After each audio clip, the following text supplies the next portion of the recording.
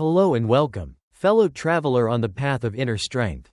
Life, as we know, can be overwhelming. It tests us in the quiet hours of the morning, when the world lies still and our thoughts echo louder than ever. In those moments between darkness and dawn, we are offered a chance, not just to exist, but to become. So before we begin, take a deep breath and remind yourself of this: you are alive.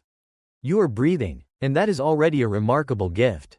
If you're here to seek wisdom, calm, and clarity, you're in the right place. Every day, we find ourselves at a familiar intersection, the place where thought meets action.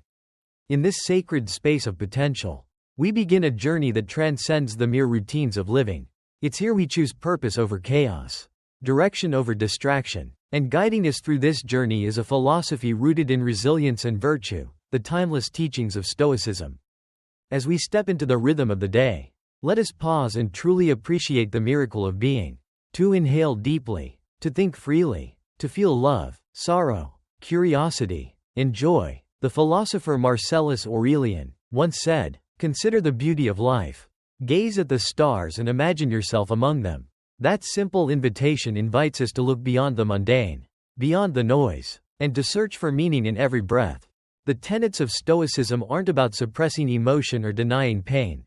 They're about understanding what's within our control and courageously accepting what isn't. One of the key principles, expressed by the thinker Septimus the Wise, was, anything that can happen at any time can happen today. He wasn't warning us, he was preparing us. You are not unlucky. You are unaware of how fortunate you already are. Life itself, with all its flaws and friction, is an immense privilege. When we call ourselves unlucky, we are not just misjudging reality, we're quietly refusing to take responsibility. It's not bad luck that holds us back, it's often a lack of preparation. A resistance to act, to evolve, to meet the moment. This is why the Stoics taught that fortune favors those who are ready. They believed luck was not something stumbled upon, but forged. Luck is what happens when preparation meets opportunity. What separates the Stoic thinker from the rest is their unwavering use of the mind as a tool, not just to think, but to understand, interpret, and transform. Life's hardships aren't obstacles, they are raw materials. The Stoic mind doesn't crumble when fate turns cold. It adapts. It asks, how can this serve me? In every misfortune lies a lesson. In every twist, an opportunity. In today's world, we often follow feelings without question. We treat emotion as compass, reacting to every shift in mood. But the Stoics, like the sage Elian, taught that the rational mind is our highest faculty. Emotions are part of us, but reason is what defines us. To be ruled by passion is to be enslaved. To be guided by reason is to be free. Time is fleeting, and if that truth doesn't make our worries seem petty, then we haven't truly grasped it. Think of how many hours have been lost to stress, to anxiety, to worry over things we cannot change. What if we used that time to cultivate equanimity instead? What if, like the Stoics, we greeted stress not as an enemy, but as a teacher? It is often not the situation, but our reaction to it that causes suffering. When things don't go as planned, we panic, we spiral. But the Stoics remind us, control your response, and you regain your power. We may not control the storm, but we can anchor ourselves in the midst of it. Imagine standing on a field, bathed in golden light. Above you, clouds pass, some dark, some bright, but always moving. Troubles, too, are like clouds. They come, they go. What remains is your inner stillness. If you choose to protect it, that space, that calm, is built through daily reflection, through training the mind to see challenges as gifts. Modern thinkers like Marius Pagello extend these ancient teachings to our lives today. They teach that anxiety often arises from grasping at things beyond our reach. We fret about opinions, about outcomes, about what ifs, but wisdom begins when we turn inward, when we focus on what we can control, our thoughts, actions, and intentions. How different life feels when we define our worth not by others' approval but by our own values. This is the root of serenity, a peace so grounded that not even disappointment can shake it. Why does a setback affect us so deeply? Often, it's because we interpret it through a distorted lens. Clarus the Elder once said, "Events themselves are neutral. It is our perception that makes them good or bad." The Stoic mind is like still water, clear, calm, reflecting only what truly matters. We can't stop misfortune from arriving, but we can decide how much space it occupies in our hearts. Even despair is not inevitable. It grows only where agency is forgotten. But when we remember our power to respond, something shifts. Fear gives way to resolve. Worry becomes willpower. Do you feel overwhelmed by your environment? Who you surround yourself with, and what media you consume, affects your spirit more than you may know. Negative influences are like smoke, subtle, invasive, and harmful if left unchecked. The Stoics taught to guard your mental gates, to allow in only what nurtures growth and clarity. Gratitude is one of the simplest yet most powerful tools in Stoic practice. Not as escapism, but as intentional awareness of your blessings.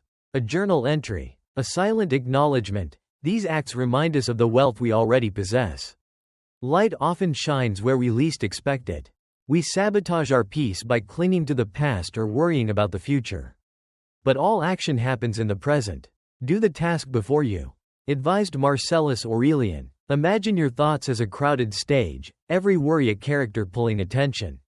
Strip it back. Focus on your one true line, the now. Routine may seem dull, but the Stoics saw in it a canvas for excellence. Each chore, each repetition, is an invitation to act with care.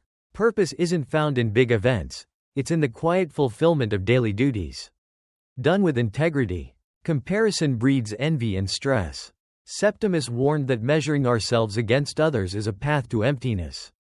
But when we measure our growth against our past self, we regain joy. Self-reliance is freedom, and in it, self-doubt finds no home. Expectations, when rigid, set us up for suffering. True contentment lies in aligning our goals with virtue, not outcomes. When we release our grip on results, we find relief. We are no longer chasing shadows. Even mortality, that great source of fear, is not the enemy. The Stoics embraced it, not morbidly, but gratefully. Knowing we are finite gives value to every heartbeat.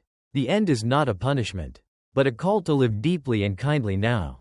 Adversity, too, is not a curse but a crucible. Philosopher Emeritus, once a slave turned sage, showed how suffering could mold greatness. Through pain, we uncover resilience. We realize we are stronger than we thought. Acceptance is not resignation, it's clarity. By saying, "This is what is," we begin again. Unburdened by bitterness, we move from lament to growth. Stillness is not idleness. The Stoics practiced silence, not as retreat, but as refinement. In those quiet pauses, we rediscover ourselves. Your body, too, matters. Physical neglect clouds the mind. A walk, a breath, a stretch, these honor the temple of your spirit. They align you with the world, gently calming emotional storms. Doubt is not failure, it's the start of understanding. Curiosity fuels learning, and learning fuels peace. Every confusion is a gateway to clarity. Longing for the past? The Stoics caution. Nostalgia blinds us to present gifts. By releasing yesterday, we welcome today's subtle wonders. Living with purpose is the North Star of Stoic practice. When each act supports a deeper mission, even small steps shine with meaning. We cease to drift. Habits are anchors. A few mindful routines, practiced consistently, create unshakable peace. Serenity is not a sudden gift, it's built slowly, stroke by stroke. Chasing material wealth often leaves us emptier than before. Stoics teach, reduce your desires, and you'll discover abundance within. Peace lies in sufficiency, not surplus. Resentment? It poisons the bearer. Forgiveness frees you, not for them, but for your own soul. Let go, not to excuse, but to breathe. Anticipation of pain often outweighs pain itself. By calmly imagining challenges, we defang them. Preparation replaces panic with poise. Are you living by your values, or others' opinions? When you own your worth, criticism loses its sting. Live as your conscience dictates. Rushing steals reflection. Slow down. Notice. Insight lives in pauses. In mindful pacing, we reclaim wisdom from the jaws of speed. Virtue is your foundation. Integrity softens regret. When you act with clarity, stress has no soil in which to grow. Heartbreak and trial refine the soul. Through hardship, we learn empathy. Every wound, a chance to grow kinder. Humor, too, is sacred. A gentle laugh at life's absurdities can break tension and offer perspective. Laughter, rooted in humility, heals. Discipline isn't punishment, it's freedom. Through steady practice, we resist chaos and build inner stability. One routine at a time. Complaining changes nothing. Constructive action does. Refuse to fuel negativity. Direct energy toward solutions. Ambition is best served slowly. Burnout is not a badge of honor. Pace yourself. Each step matters. Wisdom is everywhere, in nature, in conversation, in silence. Stay open. Life is always teaching. Overthinking feeds fear. Strip problems to their essence.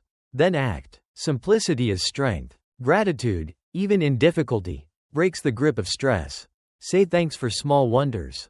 Joy begins there. And when peace comes, cherish it. Rest is not laziness. It's fuel. Store it for the journey ahead. Acceptance and effort can coexist. A calm heart can still strive. They are not opposites, they are allies.